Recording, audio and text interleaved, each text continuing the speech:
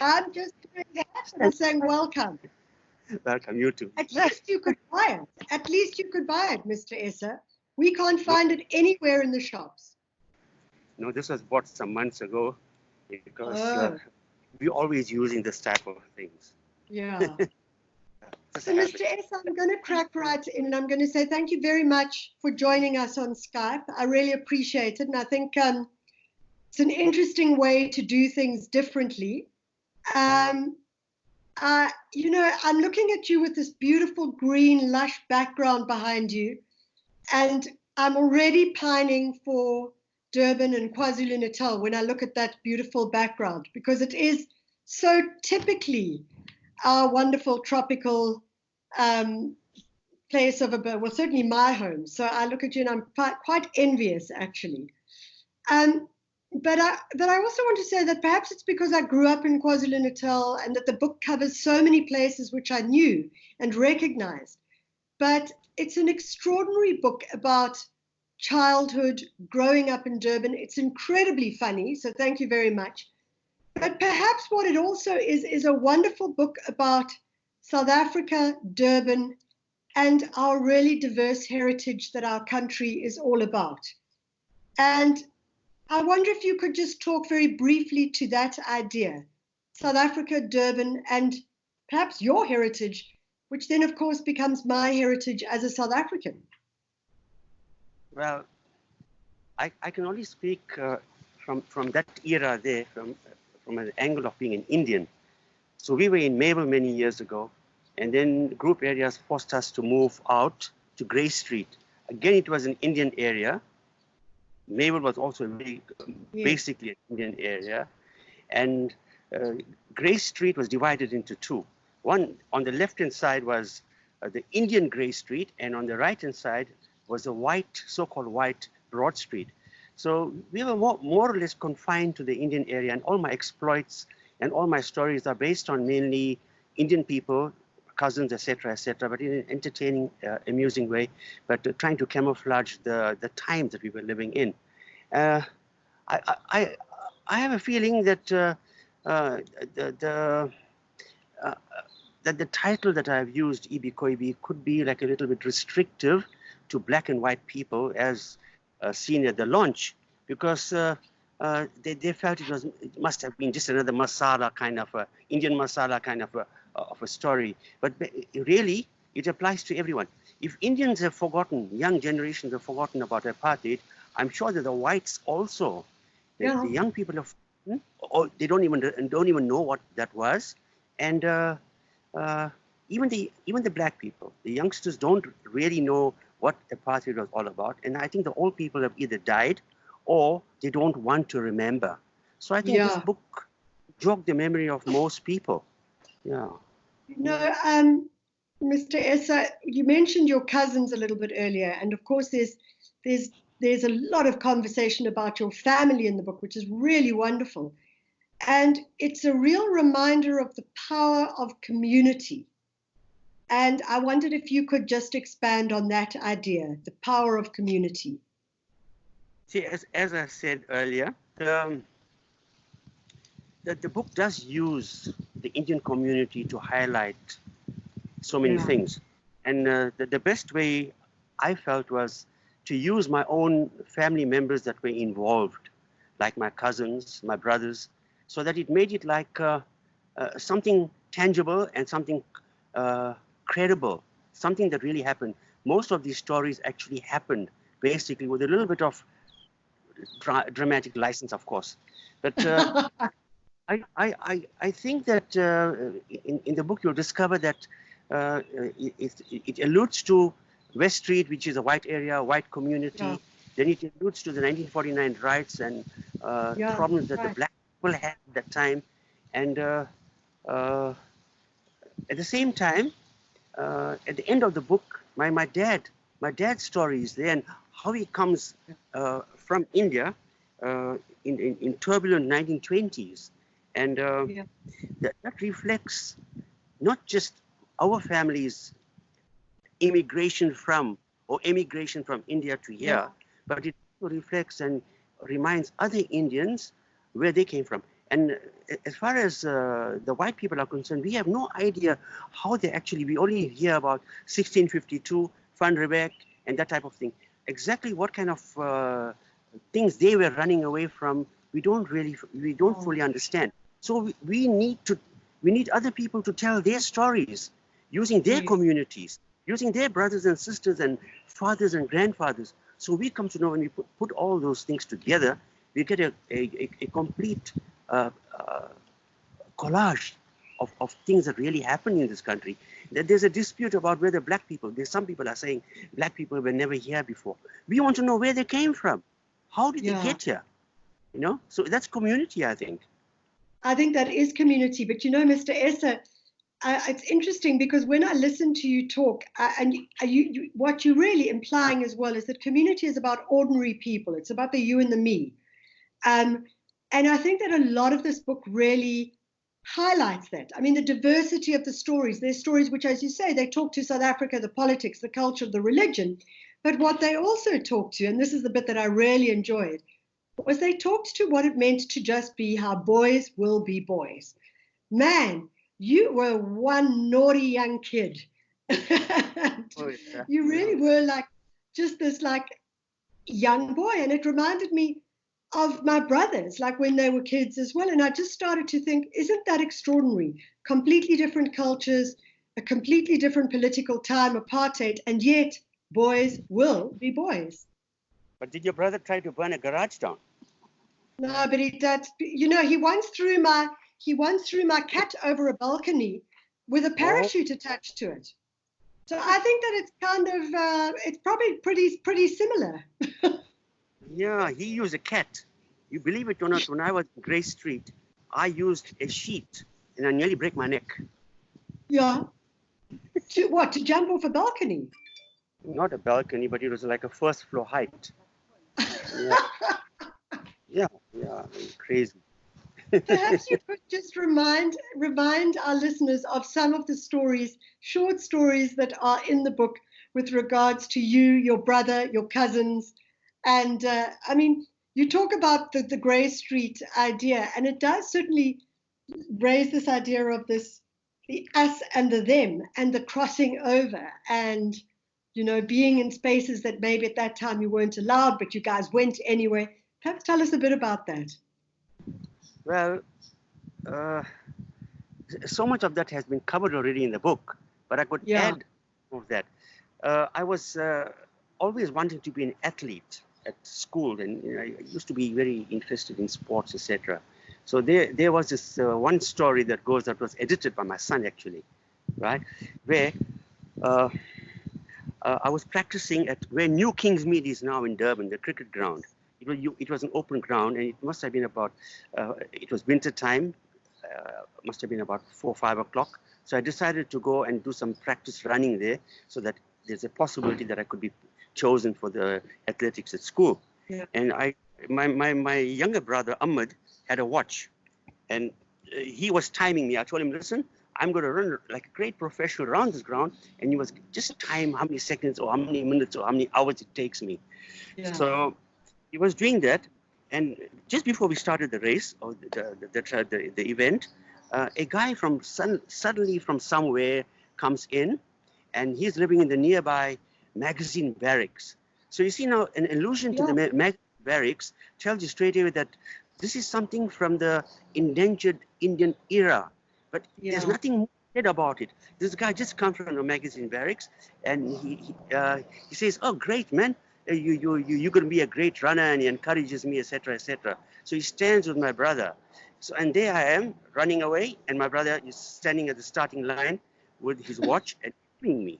And then after a little while, I find that there's somebody breathing, and it's not me. There's somebody breathing next to me. And I looked at the back here. I see it's my brother. I said, "What are you doing here, Ahmed?" He says, "No, that man there said, you know what, God be with you, and you can also be a good athlete. Give me the watch, and I'll time you also." Oh, no. The end of the story, I'm sure. Magazine barracks disappears, that guy disappears, and that's it. You know, and I think my brother Ahmed had a say in this matter when Azad was editing that story, and I think he removed it. he'd removed it completely from his mind. From his mom. Mr. Essa, you talked about the great history and diversity of history, and your history goes back to having to go to Bombay, and I loved that you expanded your story so that there was Durban, but then there was further back, there was Bombay, and then there was going to Bombay, which your father sent to you. And there's two stories. The one, I wonder if you could just tell our audience where you got the title from, E.B. Koybie, because it does. I mean, the first time I read that title, I was like, I have no idea what this book is going to be about. And then it was so interesting when finally you got to the Bombay story and you mentioned what the E.B. Koybie stood for. Or do you want to know what it means, or where it came from, the source of it? Where it came from and what it means. Okay. It simply means, as far as this book is concerned, that these stories apply to anyone. It's your childhood, it's anyone else's childhood. It's also somebody's not only childhood, but their lives and all the stuff that they are going through and some of the stuff that they've already been through. Where it comes from, our economic situation at one time was good in the late 60s because, interestingly, the Suez Canal closed down, right? There's a war, 65, 66, around that period, where Israel and Egypt were fighting, so they closed the Suez Canal down. So most sea freight, etc., that was coming from England had to go through Cape Town. So there was a boom in the country. So my dad's business really also thrived.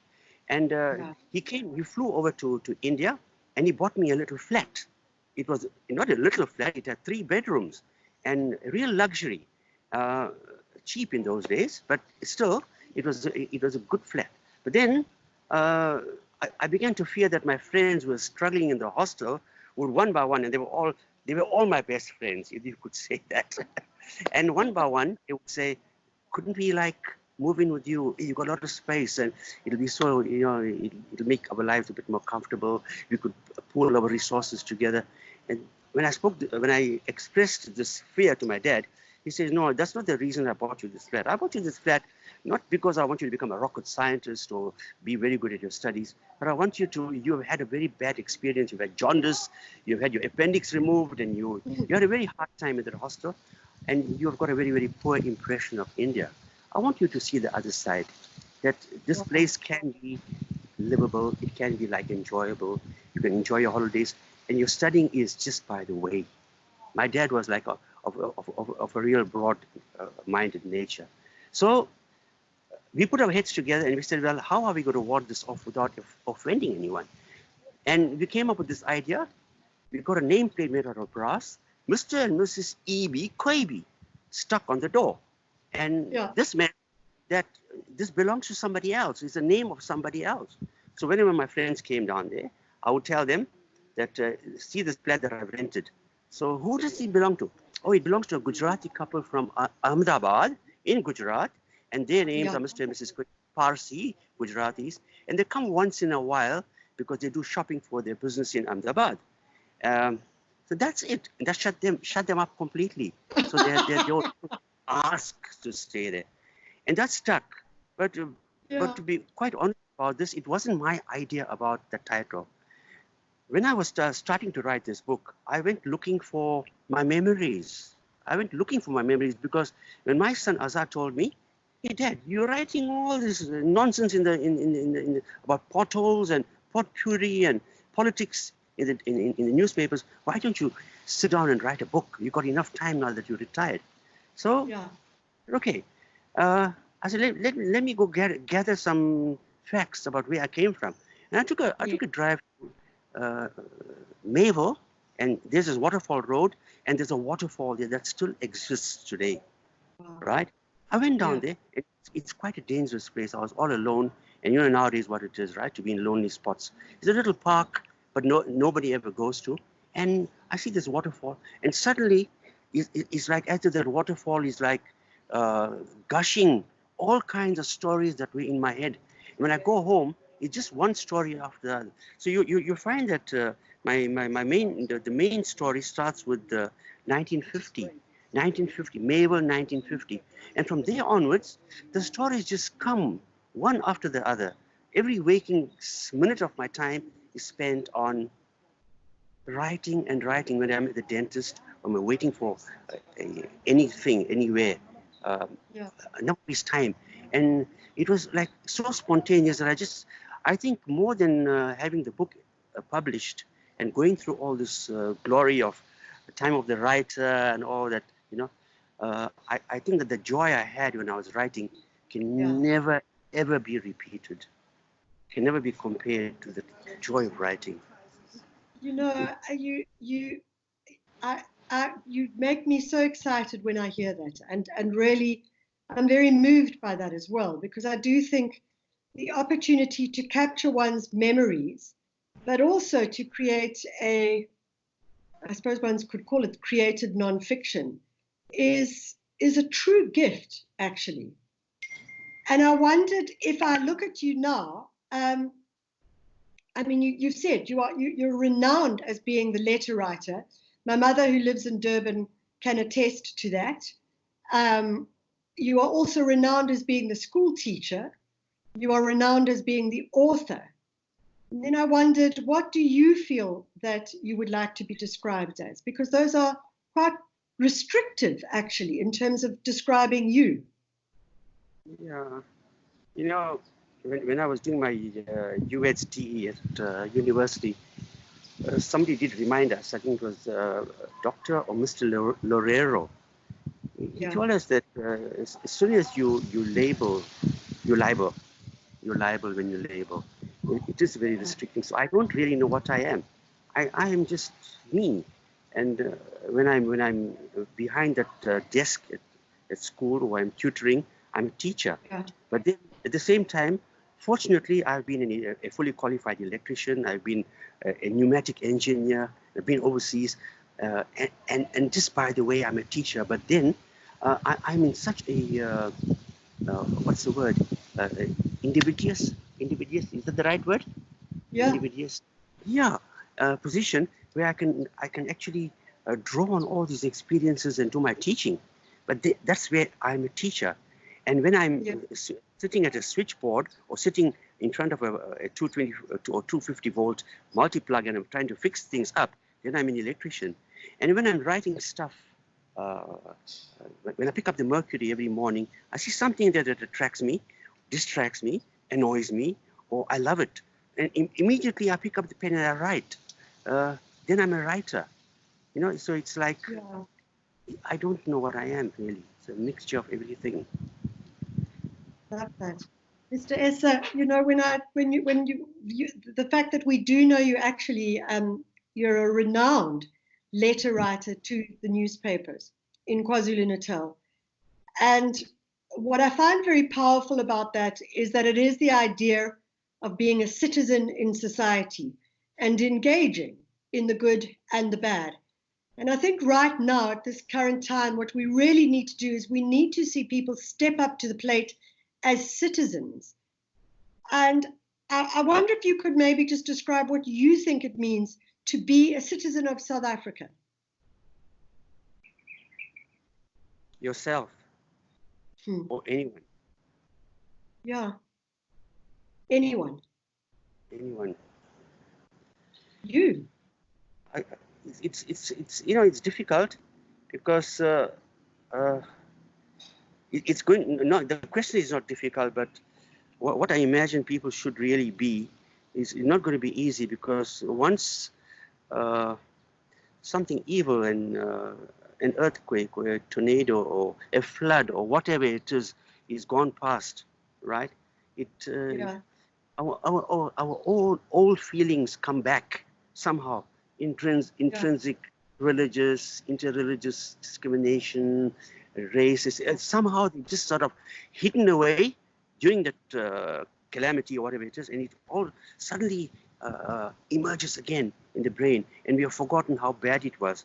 So I think we need constant reminders, reminding each another that there is a better way of living instead of waging war against each other and being envious of other people and that type of thing, class differences. And I'm not a communist, but I do believe that there is a place for proper orderly socialism in the world, where people absolutely. are yeah. You know, no one is safe until everyone is safe. No one is. This pandemic tells us that nobody is healthy until everyone is healthy. Yes. You know. Absolutely. So I think the message is that we have got to start reminding each another. And I've been writing so many letters. I've had 3 letters in the last week in the Mercury regarding the pandemic from different angles. You know. Yeah. Yeah. Mr. Essa, I wonder if you would be able to read us a short. You have time for that? Oh, of course, we've always got time for that. Okay, I'll try. I'm also interested to see which part you choose. You did mention something about the village life. So I'm Yes. going to cut off. You know, I had a very bad experience in the hostel in October. I mean, right up to October 1965. And then it was a Diwali vacation, 1 month. So I thought, now maybe I could trace my roots and I'll go to the village and maybe I would have a good time there. So here it is, right? I'm not going to go to the preliminaries, but I'm going to tell you that I've got now to Nagpur. Nagpur is a city now, right in the geographical center of India. So if you want to trace it, all you need to look at the map of India, look right in the geographical center, and there it is. Yeah. So I was like about 300 or 400 kilometers from there, going to a small village, right? And this is how it goes. My cousin came to meet me. I had never met him before. I'd never been there before, never been to India before. I don't know what these people look like. As far as I was concerned, they probably look like aliens from Mars or something, right? So in the morning, I discover that the bus waiting to carry us to our final destination is a flatbed truck with seats bolted at the back. It seems custom made for fakiris and other ascetic souls searching for self-flagellation as a path to nirvana. The driver is also a hand-picked expert in sadism. His sole purpose is to punish all who ventured on this trip. He never misses a pothole on the dirt track. Some of us finally reached Ghatanji, which was a village, alive. We buried the martyrs at a long time gravesite alongside the bus stand. My maternal uncle, Haji Abdul Latif, or Mama, was a gaunt, white-bearded man of average height. He must have been around 50 years old, but looked older in a kurta, pajama, and skull cap. After greeting me warmly for about a minute, he asked about my mother, his sister, whom he had not seen for over 40 years. He wanted to know everything. Harun translated the long conversation. So how is your mother? She's okay, I think, I replied. And next moment he says, okay, good, let's eat. My aunt, who had a large smile and a mole under her nostrils, was a bit more thorough, asking me about each and every relative. She spoke in Memon, which is like a dialect of Gujarati, and the only phrase I knew at this time was "Theek I," which roughly translates to "is okay." So "Theek I" means "is okay," and so she began the interrogation. So how is Zuleka Fui? Referring to someone in South Africa. My reply, I don't even know who these people were. I said, Tikai. And Kerun Kaki, Tikai. And Murbai Masi, Tikai. And Marchar Dani, Tikai. At this last response, she gave me a heavy slap on my back, taking out what little wind I had in my lungs. She laughed. Ha! There is no such person. It means mosquito net, you liar. Harun said. I felt so helpless as my aunt continued to rattle on about her other relatives in South Africa. This time, I offered no comment. Then came the food. Mehman jaan se pyara hota hai, which means that your guest is closer to your heart than your own life. Hot mutton curry was served with options of rice or roti, a spicy side of dal, and accompaniments of pickles and peppered completed the meal. Dessert was a white sweet rice pudding with raisins, then tea and sweets. God bless my auntie. Mr. Essa, it's amazing. I'm like listening to it, I'm thinking, with all the social distancing, you should be doing a cookery course or something. We'd all love it. I've tried that, and many people have ate and they haven't survived. Oh, haven't they? Geez, that's a bit rough, eh? That's a bit rough. Mr. Essa, I want to say thank you so much for joining us. I have my book here, so I'm going to just put it up so that everybody can see it. I found it an incredibly delightful book to read. I think it was taking place, you know, a while before I was sort of around, but it was stuff that I recognized, and it made me feel very joyous. And I think currently in this time, we need to feel joy, but we also need to be able to look at something which is very difficult, like the apartheid era, and still look at it, as you say, through the ordinariness of life and the lightness of being, or the unbearable lightness of being. So I want to say thank you very, very much for your time. Sure, thank you so much for having me. I really feel honored.